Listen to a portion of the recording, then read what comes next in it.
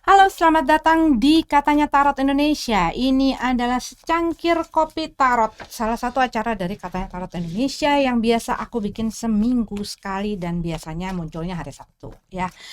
Apa kabar semuanya? Lagi hujan dari tadi malam di sini ya. Mudah-mudahan di tempat kalian baik-baik aja. Karena aku lihat tadi pagi tuh udah mulai banyak yang naik gitu ya, banyak yang banjir. Mudah-mudahan cepat surut.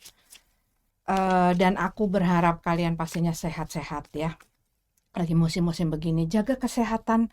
eh, Kesehatan bukan cuma di fisik, tetapi juga kesehatan emosional, kesehatan mental kita ya. Pokoknya harus lahir batin harus sehat ya. Kalau misalnya mendeteksi adanya hal-hal yang mengganggu, itu segera segera cepat tanggap gitu loh. Cepat tanggap maksudnya apa? Segera lihat apa sih yang jadi masalah gitu ya. Sehingga kita bisa segera mencari cara untuk mengendalikannya, untuk mengobatinya, untuk memperbaikinya supaya kualitas hidup kita pun lebih baik. Ngomongin apa sih, Kak? Ngomongin ini intro sebelum kita memulai pembacaan ya. Dan buat kalian semuanya yang masih belum tahu apakah ini si secangkir kopi tarot, ini adalah pembacaan yang bebas lepas santai sambil aku minum kopi, sambil aku baca, dan ini adalah energi yang ada pada saat ini. Tentunya sangat general ya, sangat umum sekali. Dan ini bisa nyambung sama kamu, bisa enggak, bisa sesuai, bisa juga enggak gitu ya. Kalau misalnya emang enggak sesuai sama kamu, baik dari pembacaannya, baik dari tarot readernya, baik dari segala sesuatu yang kamu perhatikan kayaknya nggak cocok di hati kamu dan nggak membuat kamu enak gitu ya, nyaman, jangan ditonton, silakan skip dan move on ya. Cari hal yang memang sesuai. Kita sering kali memaksakan hal-hal yang kita udah tahu nggak enak, kita udah tahu nggak suka gitu ya. Ini dalam segala hal di dalam hidup ini sering kali terjadi hal-hal semacam itu. Dalam hubungan sering kali terjadi. Dalam hal-hal yang lain juga sering kali terjadi. Di mana kita sebenarnya udah tahu ini nggak enak, ini bikin gua kesel, ini bikin gua nggak nyaman, nggak sejahtera, tapi terus diantepin terus gitu ya. Nah, hal-hal yang dipaksakan, kecuali dengan purpose yang memang baik ya. Misalnya memaksakan diri untuk belajar, melatih, untuk melawan kemalasan kita, itu baik purpose-nya untuk mengembangkan diri. Tapi kalau misalnya hal-hal yang malah bikin kitanya hancur lebur, malah bikin kitanya jadi depresi, malah bikin kitanya jadi menderita, dan hal-hal lain yang tidak menumbuhkan adanya satu perkembangan dan kemajuan, sesuatu yang lebih baik gitu ya. Nah, itu yang perlu kita lihat gitu. Apa sih hal yang selama ini kita paksain? Kenapa ya dari tadi kok kayaknya pengennya ngomong, karena apa? Pas lagi aku shuffle gitu ya, pas lagi aku shuffle kartunya, aku melihat kayak sign-sign mengenai masa lalu dan sign-sign lagi mengenai keterikatan. Dan aku ngerasain kayak ada hal-hal dari masa lalu, baik dari kenangan, baik dari perasaan dan lain sebagainya gitu ya, yang mungkin masih membuat kamu itu tuh kayak kamu ada di dalam kontrol itu, mungkin ada di bawah kontrol masa lalu, mungkin ada di dalam satu hal yang mengikat kamu sehingga kamu tidak bisa lepas, mempunyai kebebasan ya. Kadang-kadang hal ini bukan hanya masalah hal-hal tersebut, tetapi juga orang terikat akan misalnya hutang piutang, sehingga dia tidak bisa mendapatkan si kebebasan secara finansial itu ya, victory di dalam finansial, ekonomi. Orang yang masih tergantung, belum bisa mandiri, belum bisa punya penghasilan sendiri ataupun penghasilan yang jelas.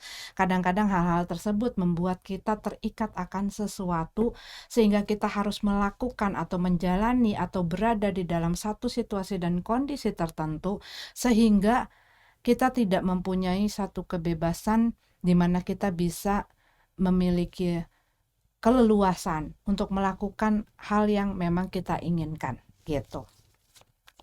Termasuk si masalah yang tadi-tadi itu gitu ya. Si masalah-masalah mengenai cinta lama, orang lama, kenangan yang masih membuat kamu tuh ke-trigger. Setiap kali muncul, kamunya masih sedih, masih susah move on, masih ada trauma-trauma dan lain sebagainya yang membuat kamu nggak bisa berjalan ke depan.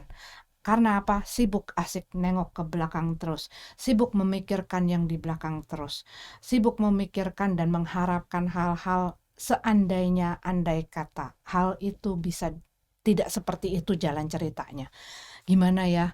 Dah, itu yang membuat kamu sebenarnya kepentok-kepentok sehingga jadinya nggak bisa gitu ya, nggak bisa maju ke depan. Begitu. Jadi apa? Kita pun harus bisa aware ataupun waspada dengan hal-hal di dalam diri kita yang menyebabkan kitanya stuck, kitanya kepentok terus, kitanya nggak maju-maju, kitanya nggak berkembang. Karena kadang-kadang, aduh nih lingkungan gua yang nggak benar, bos gua yang nggak benar, orang tua gua yang nggak benar, pasangan gua yang nggak benar, mantan gua yang nggak benar, keadaan kondisinya yang nggak benar, nasib gue yang nggak benar dan lain sebagainya. Kadang-kadang kita selalu ngelihat hal-hal yang nggak benar itu selalu salahnya si ini salah. Kadang kita lupa dan itu adalah termasuk salah satu sign dari red flags ya yang ada di dalam diri kita. Ya itu apa? Yaitu selalu melihat kekurangan kesalahan yang ada di luar. Bukan, tapi juga kalau overcritical terhadap diri sendiri juga itu juga merupakan red flags juga ya. Tetapi saat kita nggak mau mengkoreksi gitu ya, ataupun melihat adanya hal-hal di dalam diri kita yang patut untuk kita perhatikan dan kita perbaiki, nah itu juga masalah gitu ya. Begitu. Maaf ya kalau ada bunyi-bunyian, itu aku lagi sambil ngelon sambil nyuci, biasalah emak-emak. Iya, ini aku lagi pulang balik karena anakku kuliah di Surabaya, jadi calon kuliah di Surabaya, jadi aku harus pulang balik. Dia masih dalam tahap adaptasi, jadi mungkin berikutnya ya kalian akan ngelihat aku di ruang yang berbeda. Aku berusaha untuk keep up dan mengejar gitu ya readingan yang harus aku lakuin. Gak tahu ini sempat atau enggak, tapi mudah-mudahan bisa kekejar ya. Oke lah, yuk kita mulai. Seperti biasa intronya, kalau misalnya kurang jelas lihat aja di kolom komen, deskripsi maksudnya ya, jadi bisa ngelihat apa yang perlu diperhatikan. Justice card dalam keadaan terbalik, ketidakadilan. Tapi ini juga bisa ketidakadilan, ketidakseimbangan ya. Ketidakseimbangan ini bisa terjadi di dalam hubungan karena ini adalah readingan yang sangat general. Bisa mengenai banyak hal secara ya bermacam-macam bidang di dalam hidup ya. Jadi nggak cuma masalah cinta, walaupun ujungnya sering ke situ-situ juga. Justice card dalam keadaan terbalik tidak bisa melihat situasi. Kadang-kadang ini juga mengenai di mana kita tidak bisa menempatkan diri di area yang netral sehingga kita melihat sesuatu itu berat sebelah. Ya, jadi tidak bisa melihat sesuatu kalau misalnya ini salah tapi karena ada emosi keterkaitan tertentu gitu ya, jadinya sehingga mengakibatkan nggak bisa melihat situasi ini secara netral. Misalnya, saat kita melihat seseorang, dia melakukan sesuatu yang nggak benar, tapi karena gue sayang sama dia, ya nggak apa-apa, dimaklumi, menjadi pengecualian, dengan segala alasannya, diterima. Karena apa? Karena keinginan kita, ekspektasi kita, perasaan kita, itu mengaburkan penilaian kita. Kadang-kadang ini, bukan kadang-kadang, sering terjadi di dalam kehidupan kita. Oh, karena dia teman dekat gue, dia melakukan sesuatu yang nggak benar, ya mau gimana? Dibela akhirnya, walaupun itu sesuatu yang nggak benar.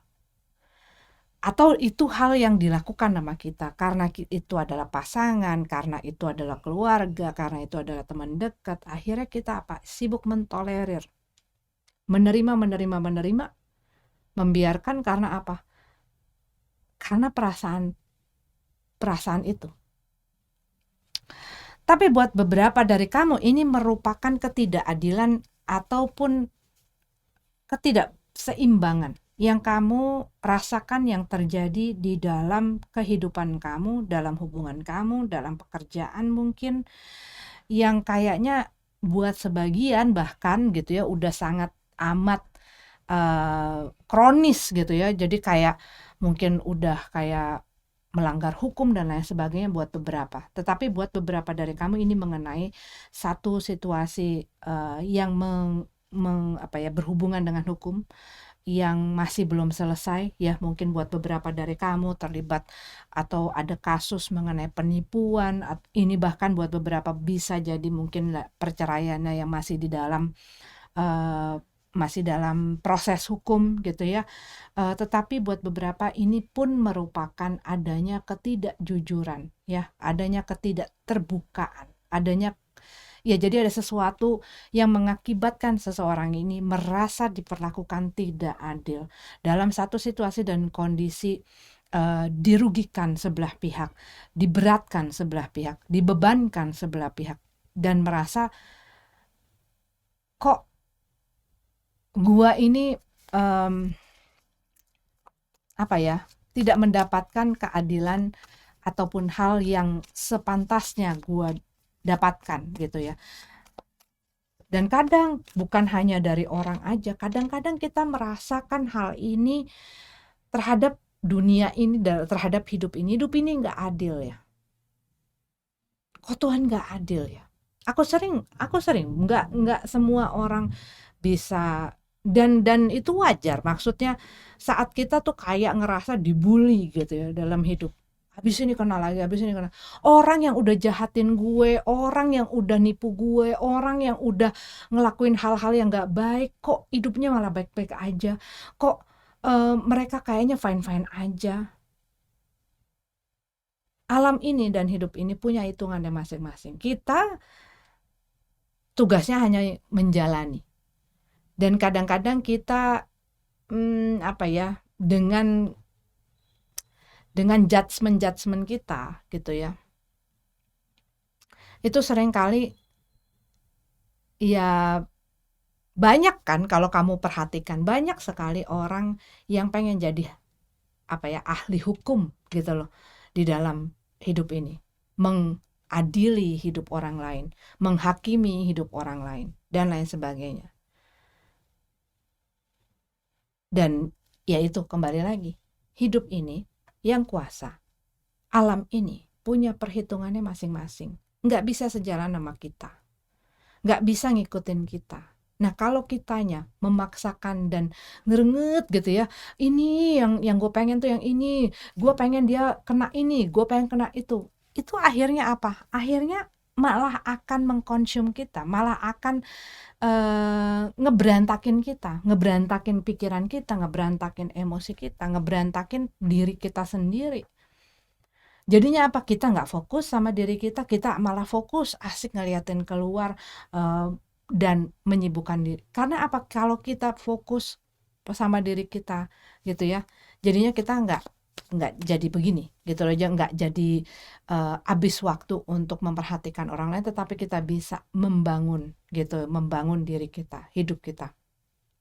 Tapi buat beberapa dari kamu mungkin merasakan ketidakadilan di dalam hubungan kamu ya, mungkin ada hal yang berat sebelah, mungkin kamu diperlakukan tidak adil dari rulesnya, dari perbuatan, dari tingkah lakunya, dari apa yang dilakukan, sedangkan kamu mungkin merasa sebagai korban di sini.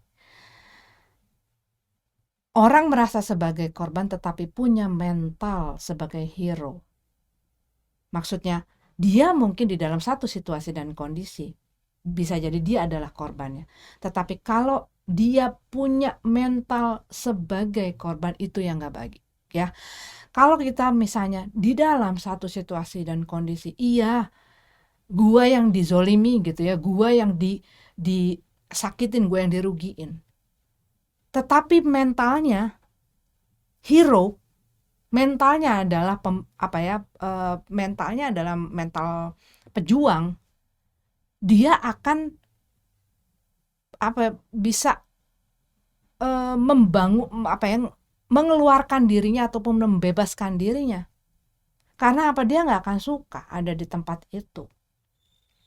Tapi orang yang punya mental korban gitu ya, mental victim, dia yang ngelakuin hal-hal yang tersebut tadi aku bilang, tapi dianya merasakan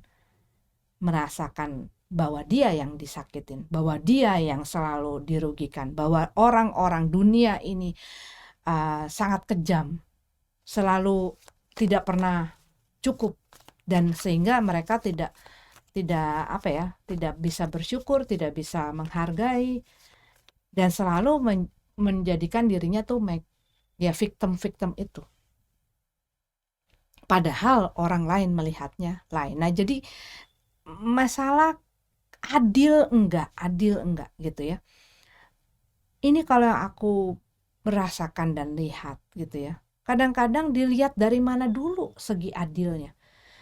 Dari sisi dan sudut pandang mana. Kadang-kadang ini yang tidak. Kembali lagi, dari mana ngelihatnya. Sorry ya, ada karena aku lagi nunggu tamu. Tapi ada satu ketimpangan di sini, ya, itu dalam satu situasi dan kondisi yang tidak seimbang. Kenapa bisa begitu? Ten of Swords dalam keadaan terbalik, ya. Ini adalah kalau aku lihat sesuatu yang sebenarnya udah. Ten of Swords ini kalau kamu lihat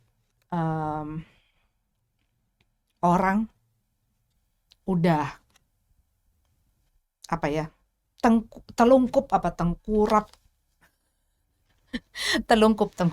telungkup ya, udah jatuh dan di belakangnya penuh dengan pisau atau pedang-pedang. Ten itu adalah udah maksimal gitu ya, udah maksimal, udah banyak sekali hal yang menyakiti, mengkhianati, merugikan. Jadi ini kalau yang aku lihat adalah situasi di mana seseorang ini diperlakukan sangat amat, mungkin di dalam katanya mungkin bisa kejam ya. Udah sangat amat tersakiti. Tapi kalau aku lihat kenapa bisa begini, karena dia tidak mau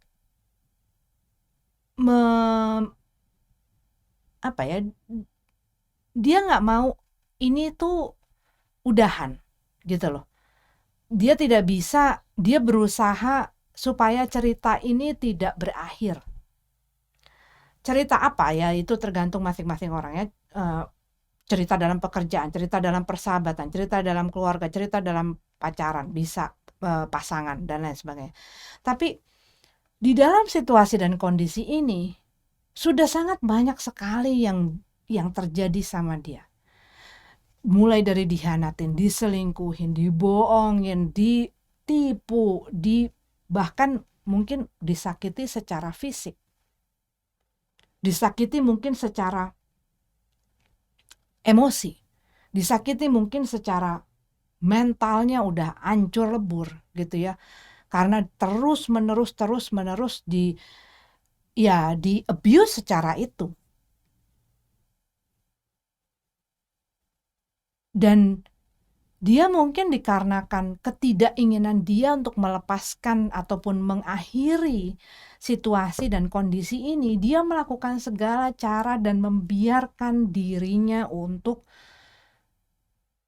jadi samsak, jadi jadi kantong pukulan. Tahu nggak, pernah lihat nggak kalau orang lagi muay thai, orang lagi di gym atau orang lagi tinju gitu ya, ada bantalan yang digantung terus ditinju. Nah itu jadi itu untuk orang lain.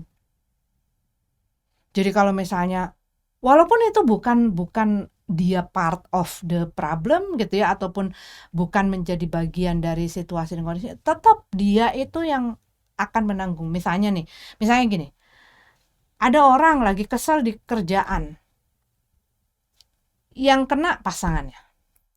Ada pasangannya lagi misalnya kesel nih sama temennya, atau kesel kena macet, yang akhirnya kena bulan-bulanan tuh pasangannya, atau enggak hal-hal lain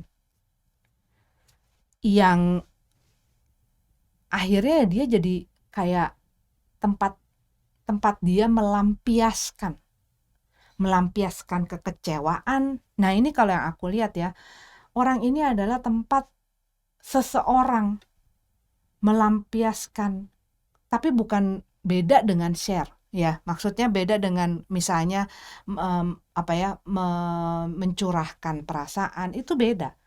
Tetapi melampiaskan kekecewaannya, kemarahannya, eh, kesedihannya dalam hidup, dalam segala hal, mungkin dalam dirinya sendiri. Akhirnya apa? Memperlakukan orang lain, menghukum orang lain dengan segala amarah yang dia punya ini. Dan dia punya mungkin kepuasan tersendiri gitu ya. Karena apa? Dia ngerasa gua udah menghukum dan jadi bisa menyalurkan kekecewaannya hal itu. Tapi apa yang seharusnya diperbaiki nggak tuntas. Sehingga apa? Sehingga ya terus saja gitu. Nah, kalau yang aku lihat di sini, kenapa orang ini terus-menerus bisa jadi punching bag, bisa jadi orang yang terus-menerus diperlakukan tidak adil? Karena ya dia tidak punya atau tidak punya keberanian ataupun tidak punya keinginan ataupun apapun alasannya. Takut intinya. Takut kehilangan, takut menghadapi masalah, takut konflik. Makanya aku kadang-kadang suka ngomong, kalau kamu berdoa kepada yang kuasa, kepada semesta ini, bukan untuk mengangkat masalahmu ataupun menyelesaikan masalah itu nggak bisa. Tapi berikan aku hikmat dan kekuatan dan keberanian untuk menjalani situasi dan kondisi ini. Misalnya kamu lagi punya masalah, menghadapi masalah-masalah kamu, mendapatkan hikmat untuk melakukan yang terbaik, bukan hanya untuk orang lain tetapi juga untuk diriku sendiri. Karena kadang-kadang kita lupa hal tersebut. Kita hanya memikirkan apa yang terbaik untuk orang lain, yang nggak nyakitin orang lain, yang ngenakin orang lain, yang bikin orang lain seneng, yang bikin orang lain baik-baik aja, yang bikin orang lain happy dan lain sebagainya. Tapi kita lupa sama diri kita sendiri. Seringkali kita meninggikan dan membenarkan dan menyelamatkan, mengasihi orang lain, tetapi kita nyiksa diri kita sendiri. Nah, itu yang aku selalu ingatkan saat orang lain, ya aku pokoknya berdoalah supaya Tuhan mengangkat semua masalah. Enggak. Masalah itu enggak akan keangkat sendiri. Tapi diperbaiki kata-katanya. Diperbaiki harapan dan keinginannya. Supaya apa? Supaya bukan, karena apa? Yang kuasa ini ngasih kita setiap pelajaran-pelajaran melalui masalah dan situasi dan kondisi yang kita hadapi untuk apa? Untuk membuat kitanya makin kuat, makin tangguh, makin pinter, makin bijak. Makanya kalau kamu perhatikan di sekolah, di kursus dan lain sebagainya, itu pun akan ada yang namanya tes, ulangan dan lain sebagainya. Karena apa? Untuk menguji, untuk mengetes kita. Kitanya udah oke belum nih? Karena apa? Kitanya harus terus berkembang, terus maju. Dan memang mungkin kadang-kadang, wah ini kok gila ya ujiannya terus-terusan nih. Seringkali. Aku beberapa bulan terakhir, tapi di dalam stage kehidupan gitu ya, kita seringkali ngalamin hal tersebut. Kadang ya ujiannya sekali. Ada yang kayaknya bertubi-tubi, ada yang kayaknya terus-terusan dang dang dang dang. Ini yang namanya aku berapa bulan terakhir ini ya, semenjak sebelum papaku pergi gitu ya, sampai sampai saat ini itu udah kayak roller coaster gitu ya. Per- Perjalanan itu kayak wah nanti naik wah dang turun naik. Tapi eh iya kayak kayak apa ya? Mungkin kalau dulu aku melihat ini ataupun merasakan hal ini gitu ya, eh pasti akan yang hancur-hancuran gitu. Tapi dikarenakan tempaan-tempaan dalam hidup, bukan berarti aku bilang aku kuat gitu ya, tetapi tempaan-tempaan dan pelajaran-pelajaran dalam hidup itu mengasah dan membentuk aku, eh, ya makin tangguh. Belum tangguh banget dan normal kok yang namanya misalnya kita ngadepin teman, aduh gitu ya, itu normal. Tapi jangan aduh terus gelepar gelepar gelepar gelepar gelepar gelepar terus tinggal di situ, jangan gitu ya. Iya namanya kena dang masalah gitu ya. Pasti kan namanya kamu jatuh nih. Kamu jatuh, dek. Iya nggak mungkin langsung, ye, aku jatuh, nggak gitu. Jatuh, dek, aduh. Terus ngapain ya? Langsung kalau misalnya yang udah ngelewatin, oh ya langsung dibersihin lukanya, dibersihin lututnya, terus dikasih obat, terus dikasih antiseptik eh, supaya nggak infeksi dan lain sebagainya, terus dibalut dan apa segala macam.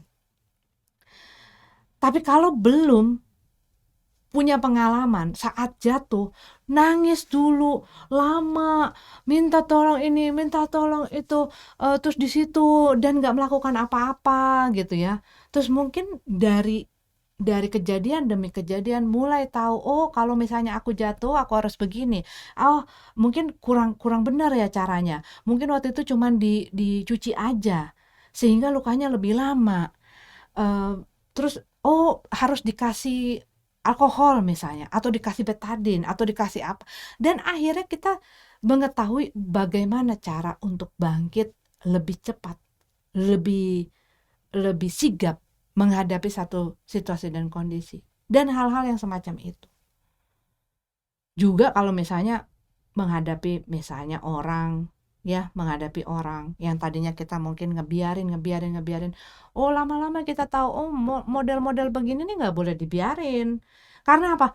Orang yang tidak punya batasan, ya lack of boundaries itu orang yang tidak punya batasan di dalam diri dan hidupnya dia, sehingga aku sering sekali ngomong karena apa, banyak sekali inti permasalahan di mana orang tidak memiliki boundaries ataupun batasan. Dia bingung, dia nggak tahu dan dia nggak punya, sehingga apa, orang lain yang memperlakukan segala sesuatu yang bikin dia itu ya ini nggak tahu di mana limitnya, sampai gue bilang udah ya jangan sakiti aku lagi, atau biarin sampai udah kehabisan darah, udah nggak tahu lagi mau nancepin ini pisau di mana. Ini karena kalau kamu ngelihat ya, orang ini udah gelepar-gelepar di situ dengan segala, ya badannya udah penuh tertancap itu, dan di sekelilingnya udah ada serigala di mana itu udah mau siap nerekam. Jadi apa? Sebelum kita bilang stop, cukup. Ya ini akan terus begitu. Selama satu situasi dan kondisi ini dibiarkan dan kamu membiarkan terus-menerus diri kamu disakiti, dimanfaatkan, dipergunakan, dibohongin dan lain sebagainya. Ia akan selama diberikan kesempatan akan terus-menerus seperti itu, ya. Six of Wands dalam keadaan terbalik.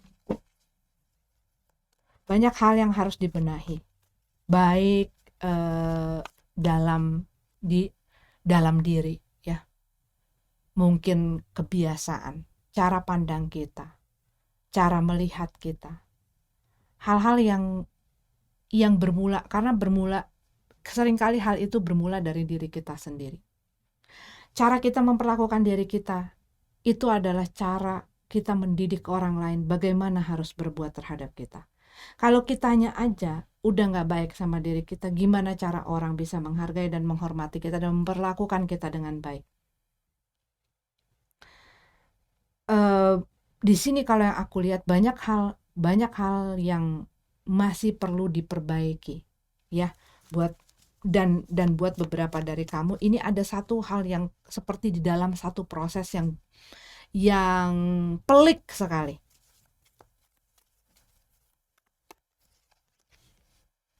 King of One dalam keadaan tegap, ya.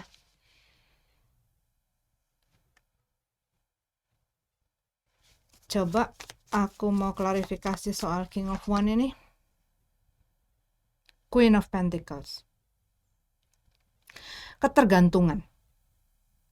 Ini ada satu situasi dan kondisi di mana seseorang bisa jadi dia ya tidak punya satu kepercayaan diri, tidak punya kekuatan kepada dirinya gitu ya, tidak punya cinta kasih terhadap dirinya termasuk gitu ya. Jadi dia itu menggantungkan hal ini tuh kepada orang lain ataupun kepada hal-hal lain. Menyematkan kebahagiaan, kesejahteraan, kenyamanan dirinya itu kepada hal-hal di luar dirinya. Nah, kebetulan kalau yang aku lihat di sini ini mungkin terjadi adalah pada pasangan, di mana dia ngerasa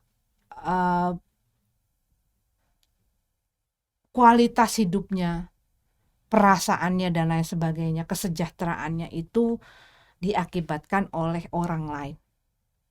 Jadi dia tuh bertumpuk. Kamu bayangin kalau kamu misalnya lagi ini ya numpuk gini ya.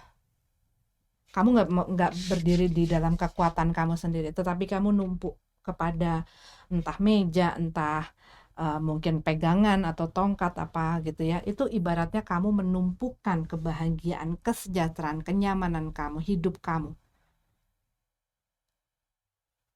kepada tumpuan itu.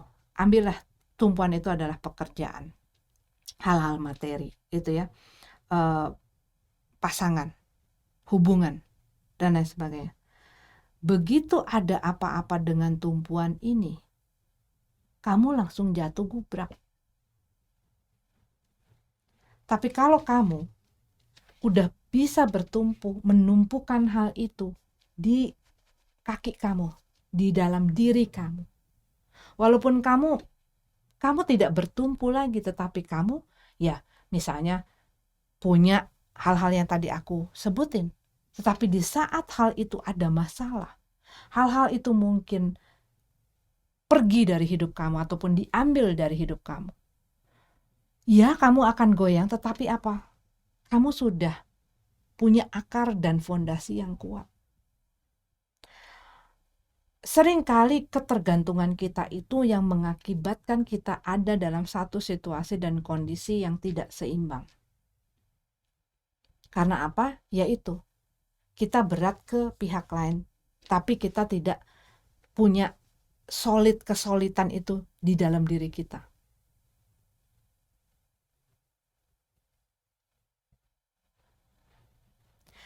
Queen of Pentacles dalam keadaan terbalik. Ini kalau yang aku lihat ya, iya ada satu hal yang membuat kamu punya satu ketergantungan. Ini bukan masalah bisa juga gitu ya, bisa juga masalah di dalam finansial, materi, dan lain sebagainya. Tetapi kalau yang aku lihat di sini juga buat beberapa dari kamu ini bisa jadi masalah hubungan. Mungkin juga ini bukan hanya hubungan di dalam pasangan percintaan, tetapi juga mungkin kepada orang tua, mungkin juga terhadap teman. Kalau gue nggak sama-sama dia, hidup gue sepi, gue ngerasa sendirian, gue ngerasa nggak keren dan lain sebagainya, itu juga bisa terjadi. Ataupun ketergantungan. Kadang-kadang kita suka melabelkan hal-hal gitu ya, sehingga ya kita jadi gampang apa? Jadi gampang kecewa, jadi gampang jadi gampang terkena hal-hal ini. Nah, ini ada satu situasi dan kondisi di mana perlu adanya perbaikan. Ada hal-hal yang mungkin udah expired yang harus diubah, diganti caranya. Baik di dalam cara kamu memandang sesuatu, ya. Ini kalau yang aku lihat dan rasa. Kamu ada dalam satu proses yang mungkin pada saat ini kamu belum mengetahui secara dalam dan secara mengerti gitu loh, purpose-nya ini apa. Tapi seringkali kita di dalam satu situasi saat itu kita belum bisa mempelajari. Tetapi satu saat di mana kita udah nyampe ke situ, kita baru ngeliat, oh iya ya, waktu itu kayak begini dan ini membuat gue untuk nyampe di dalam tahap dan titik ini, sehingga gue bisa lebih pintar, gue bisa nyampe ke sini, gue bisa nyampe ke situ dan lain sebagainya. Kalau kitanya mau mengambil pelajarannya. Tapi kalau kitanya nggak mau belajar, mau dilatih dan ditempa sedemikian, kitanya yang nggak belajar dan nggak ngerti akhirnya, gitu loh. Akhirnya apa? Ya stuck di situ. Ya akhirnya apa? Ngulang terus kan nggak pengen ngulangin satu materi yang terus menerus. Karena apa? Karena kitanya nggak mau belajar. Karena kitanya ingin selalu dimudahkan, gitu loh. Makanya tadi aku bilang, coba deh ganti caramu berdoa. Misalnya itu yang sering aku suggest gitu loh. Bukan doamu, bebanmu diangkat, masalahmu diangkat agar semuanya hilang gitu. Aku bisa enggak, tetapi apa? Beri kekuatan dan hikmat serta kebijaksanaan. Beri keberanian, pengetahuan buat aku bagaimana cara aku melewati masalah-masalah ini, dan aku bisa berani untuk melewati mungkin lorong yang gelap ini sampai aku menemukan jalan keluar. Berani, biar lebih tangguh, biar lebih kuat. Dan ini ketidakberanian melepaskan sesuatu. Saat kita udah ngeklaim ini milikku, saat hal-hal tersebut hilang, kita pasti gampang hancur. Aku pernah lagi ngobrol gitu ya. Waktu itu aku lagi pergi ke suatu tempat dan orang yang mengantarkan aku ke sana, yang mengendarai mobil tersebut, kasih aku satu kalimat yang dia dapatkan dari bapaknya. Dia bilang gini, Non, dulu bapak saya itu bisa umur panjang, bahagia, sejahtera, walaupun hidupnya kalau dibilang berkecukupan yang enggak gitu ya, kita cenderung susah gitu ya, tetapi bapak saya tuh selalu ngomong sama saya, kalau kita ini sadar dan eling bahwa segala sesuatu di dalam hidup kita ini bukan milik kita, tapi milik yang kuasa, kita pasti nggak stres, kita pasti nggak uring-uringan, lebih damai, lebih punya damai sejahtera dan penuh sukacita, walaupun hidup punya masalah, walaupun kita punya hal-hal yang kita nggak bisa gitu ya, dan lain sebagainya. Tapi kalau kita kalau kita memaknai hal tersebut bahwa tidak ada hal orang ya, apapun di dalam dunia ini adalah punyanya Gusti Allah, punyanya si Maha Kuasa. Kalau kita udah benar-benar mengerti dan menyerap itu pasti akan membuat hidup kita lebih ringan gitu. Itu yang aku mau sampaikan dan apa yang aku dapat dari readingan ini. Mudah-mudahan bisa bermanfaat dan berguna. Kalau misalnya enggak, ya jadikan saja sebagai hiburan. Oke, terima kasih. Sampai ketemu lagi di readingan selanjutnya. Namaste.